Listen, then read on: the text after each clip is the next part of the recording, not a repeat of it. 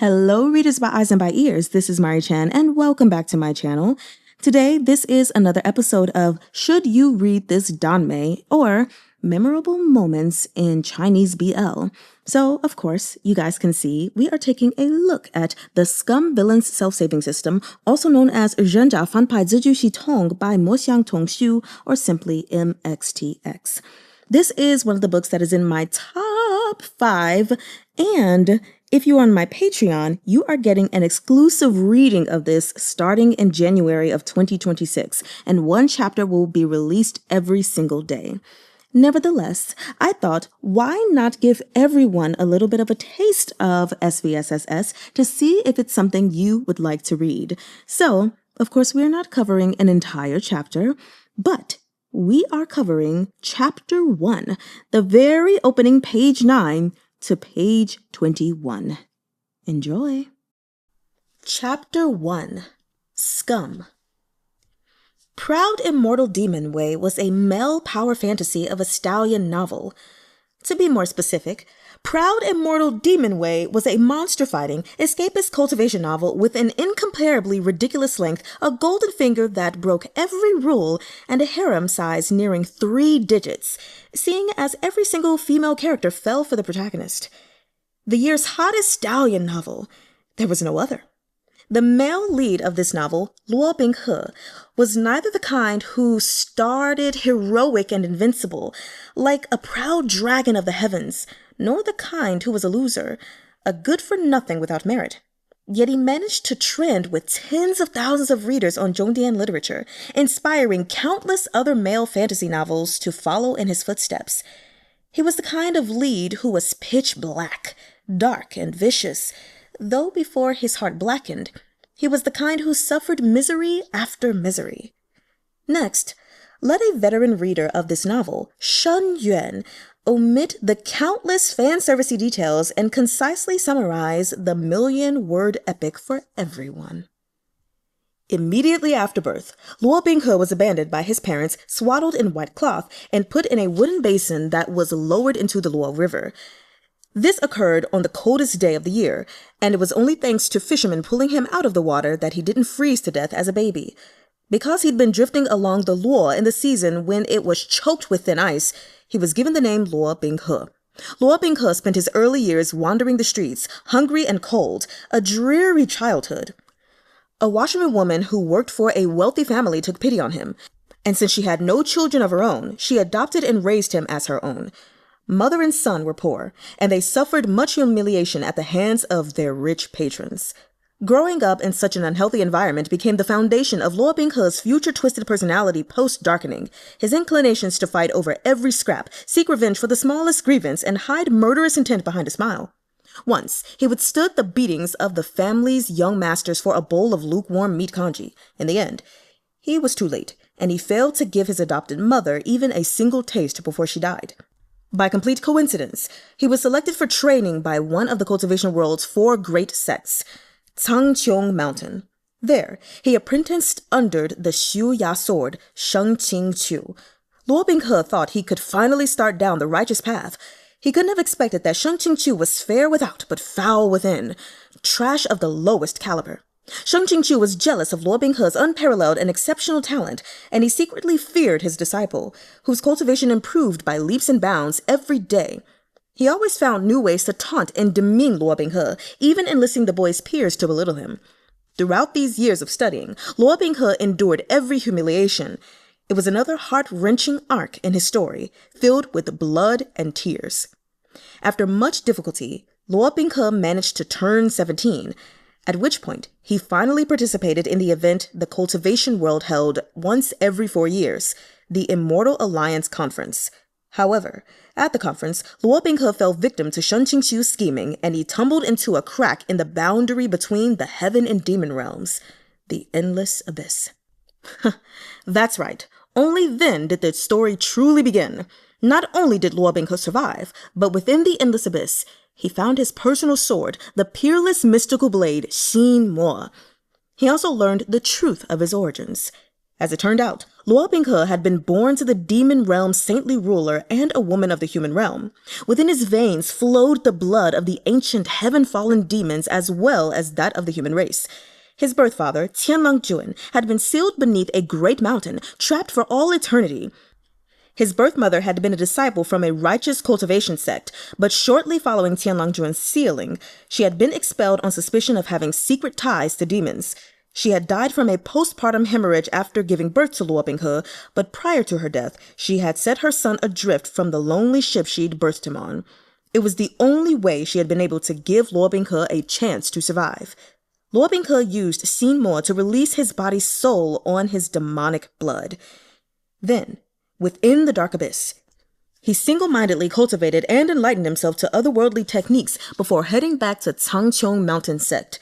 From there on out, Luo Binghe steadily headed down his dark path, never looking back. Every single one of his old enemies suffered great torment and died a horrible death by his hand. With his steadily improving ability to lie and scheme, Luo Binghe won the trust of many people, feigning compliance while secretly plotting against them. He seized power and rose in position, beginning a reign of terror. As the story unfolded, Luo Binghe's heart blackened further and further. He returned to the demon realm and inherited the position of saintly ruler. Yet unsatisfied, he began to eradicate each one of the human realm's great righteous sects, bathing them in blood, annihilating all who opposed him. In the end, Luo Binghe became a legend spoken of for generations of immortals and demons, hailed for his unification of the three realms, the uncountable size of his harem, and his boundless number of descendants. Dumbfuck author. Dumbfuck novel. With his dying breath, Shen Yuan spat this final curse. Who could have imagined that an upstanding young man like him, who had properly purchased the website's VIP currency and read the novel's official version, would find himself persevering before his untimely death to finish a novel so stallion, so money-grubbing, and overly padded that it left him speechless with rage. How could he not curse?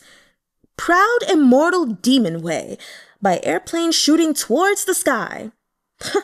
Just looking at that euphemism handle smacked you in the face with a dirty feeling. Footnote number 1. Airplane shooting towards the sky is a slang euphemism for masturbation. The original euphemism is 向天打飞机, where 向天 means at the sky and 打飞机 means literally beating your airplane. Returning to the reading. Grade school level writing with landmines everywhere, breaking all suspension of disbelief. And Shen Yuan couldn't bear to call that incoherent mess of a world the author had built a cultivation setting. What kind of cultivation world had people using horses and carriages all day? What kind of cultivation world had people who, after achieving anadia, still needed to eat and sleep? What kind of cultivation world had an author who occasionally mixed up even stages of foundation establishment and nascent soul? When faced with the protagonist, every single character acted like his total edgelord aura had devoured their intelligence, especially Luo Binghe's master, Shen Qingqiu. That idiot among idiots, scum among scum. His only purpose was to dig his own grave, and he hadn't even managed to finish before he was killed by the protagonist instead. So why had Shen Yuan started this book, even going so far as to read it to the very end? Don't misunderstand. Shen Yuan didn't enjoy degrading himself. The reason he had persisted was also what had caused him the most frustration. This novel had an incredible amount of foreshadowing, plotlines everywhere, mystery after mystery, layer upon layer of red herrings. And at the very end, not a single one paid off. It was enough to make him want to puke a fountain of blood. Why were priceless herbs, spirit elixirs, and peerless beauties everywhere, like they didn't cost a cent? Why were the villains' speeches and poses as they dug their graves and got off all exactly the same? The dozens of maidens barely glimpsed, all of whom agreed to enter the harem. What happened to them? All right, skipping that last one for a moment, who had been the culprit behind the scores of atrocities? Exactly what was the purpose of the unending list of characters so hyped up for being awesome and without equal? Why did none of them make an appearance, even at the very end? Towards the sky bro, airplane bro, grade master. Can we have a discussion? Fill in plot holes, okay? Shen Yuan felt like he could have come back to life with the power of sheer rage.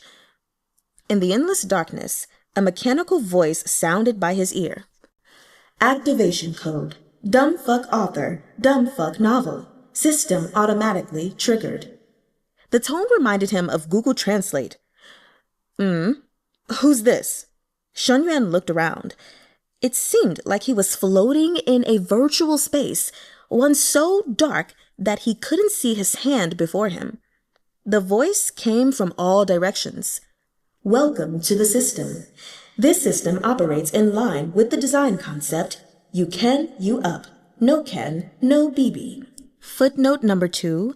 You can, you up, no can, no BB is a common Chinese meme. It is a deliberately and entertainingly bad translation of the phrase 你行你上,不行别比比. Basically, if you're capable, then you do it. If you're not, then shut the fuck up. Returning to the reading. We hope to provide you with the best possible experience. It is our sincere wish that during your time, you can fulfill your desires and, in accordance with your wish, transform a stupid work into a magnificent, high-quality, first-rate classic. We hope you enjoy. In the midst of his ensuing vertigo, a man's voice asked lightly beside him, Shudi, can you hear me? Shen Yuan shuddered and settled his mind, forcibly peeling open his eyes. The scene that appeared before him was a massive, whirling flurry. It took a while for everything to finally coalesce and slowly become clear. He lay on a bed. Looking up, a white gauzy canopy hung overhead, with finely crafted perfume pouches dangling from the four corners. Looking down, he wore a white robe of an ancient style. Next to the pillow lay a paper fan. Looking to his left, a handsome, elegant young man dressed in Xuanduan formal robes sat by his bedside, looking at him with concern. Shen Yuan closed his eyes, then sharply reached for that folding fan and opened it with a snap. He lightly waved it, fanning away the cold sweat pouring down his face. The man's eyes lit up with joy. Shudi finally woke up, he said warmly. Do you have any discomfort? Nothing too bad, Shen Yuan said with some reservation. The information overload was a bit much. He dazedly tried to sit up. As he did, the man quickly reached out to support his back, letting him lean against the headboard. Having read many Zhongdian's transmigration novels, Shen Yuan had long ago resolved that, if he one day woke up to find himself lying in a strange place, the first words out of his mouth before he understood what was happening definitely wouldn't be a carefree giggle and, Are you filming a movie? The props look so real. Your crew's really giving it their all. I.e., the words of a person slow-wittedly trying to find their footing. Rather, Shen Yuan concentrated on acting like he'd just woken up, expression absent-minded. Where is this? The man startled. Did you sleep yourself into a trance? This is your Qingqiu peak. Internally, Shen Yuan was shocked, but he continued to act muddled. Why was I asleep for so long? That's what I wanted to ask you. You were in perfect health, so how did you suddenly come down with a high fever? I know that with the Immortal Alliance conference approaching, you've been training your disciples and are anxious to see results. But with Changqiu Mountain being such a well-established and renowned sect, even if one of our own didn't attend this time, no one would dare question us. Why concern yourself with empty words? The more Shen Yuan listened, the more something felt off. Why did these lines sound so familiar? No. Why did this setup seem so familiar? The man's next sentence, single and earnest, confirmed all his suspicions. Qingqiu Shudi, are you listening to Shishong? At this moment, something dinged, and the mechanical Google Translate-like voice from his dreamscape spoke again. The system was successfully activated. Bound roll. Luo Binghe's master, Cangqiu Mountain Sect's peak lord of Qingjing Peak, Shen Qingqiu. Weapon, the sword Xiuya. Starting B points, 100. Fuck. What bullshit is this? How come you're speaking directly into my brain? Does airplane shooting towards the sky know you're plagiarizing Proud Immortal Demon Way setting like this? Of course, Shen Yuan didn't say this out loud, but the voice swiftly responded. You have triggered the system's execution command and have been bound to the Shen Qingqiu account. As the plot progresses, various point types will gradually become available. Please ensure that no score falls below 0, or the system will automatically mete out punishment. Stop. Enough. Shen Yuan was sure now. He'd hit the jackpot. He'd transmigrated into a story he'd just finished. Moreover, even if it was a pitch-black Stallion novel he'd hated, and even if it came with some kind of shitty system, as a 21st century veteran VIP reader of Zhongdian literature, Shen Yuan had read various types of do-over and transmigration male power fantasy novels year in and year out, so theoretically, he could have happily and easily accepted this fact. But of all people, the shell he was borrowing just happened to belong to the male lead's scum villain master, Shen Qingqiu. This made the situation rather complicated. The amicable-looking elder brother type beside him was Cangqiu Mountain Sect's current sect leader, Shen Qingqiu's Shixiong, the Xuan Su sword, Yue Qingyuan. Fuck. There was a very important reason Shen Yuan empathetically thought fuck at the sight of Yue Qingyuan. In the original work, Yue Qingyuan's death had been caused by his good shirdi, Shen Qingqiu, okay? And what a horrific death it was. Tens of thousands of arrows had pierced him until not even his bones remained. At this point, the victim was facing his own murderer and showering him with concern. The pressure was immense. On second glance, though, the story hadn't yet unfolded to that point. Yue Qingyuan was still in perfect health, meaning that at this point in time, Shen Qingqiu had yet to reveal himself as a hypocrite and his reputation was still pristine. Yue Qingyuan was a bleeding heart, nothing to be afraid of. Though his character ended up suffering quite a bit, during his read, Shen Yuan had been rather fond of him. He was just about to relax when a string of words floated eerily in the forefront of his mind. Within the dark, gloomy room, a metal chain hung from a beam. At the end of the chain dangled a ring. The ring was fastened around a person's waist. If it could still be considered a person, this person's appearance was filthy and disheveled, like that of a madman. The most frightening thing about him was that all 4 of his limbs had been severed. His shoulders and thighs were only 4 bare knobs of flesh. When touched, he would let out a hoarse sound. His tongue had been torn out too, rendering him unable to form complete words. Proud Immortal Demon Way, a selected passage on Shen Qingqiu's fate. Shen Yuan, Shen Qingqiu rested his forehead on his hand. He was in no position to lament the horrors of other people's deaths. The most horrific death was his own, okay? Henceforth, he had to avoid any critical errors. Okay, first, eliminate any mistake at the root. Second, from now on, cling madly to the male lead's thighs. Third, be a good mentor and helpful friend who is earnest and gentle in his teachings. Meticulously show the male lead every kind of concern. The moment Shen Qingqiu had these thoughts, a long string of alarms erupted in his mind, as if 100 police cars carrying 100 shrieking divine beasts were zooming past. It was so cacophonous that he shuddered, clutching his head in pain. Shudi, does your head still hurt? Yue Qingyuan asked worriedly. Teeth clenched, Shen Qingqiu didn't answer. Warning, the system shrilly notified him. This proposed plan is incredibly dangerous and qualifies as a violation. Please do not attempt, or the system will automatically mete out punishment. is that a violation? Currently, you are at the beginner level and the OOC feature is frozen. You must complete a beginner level quest to unfreeze it.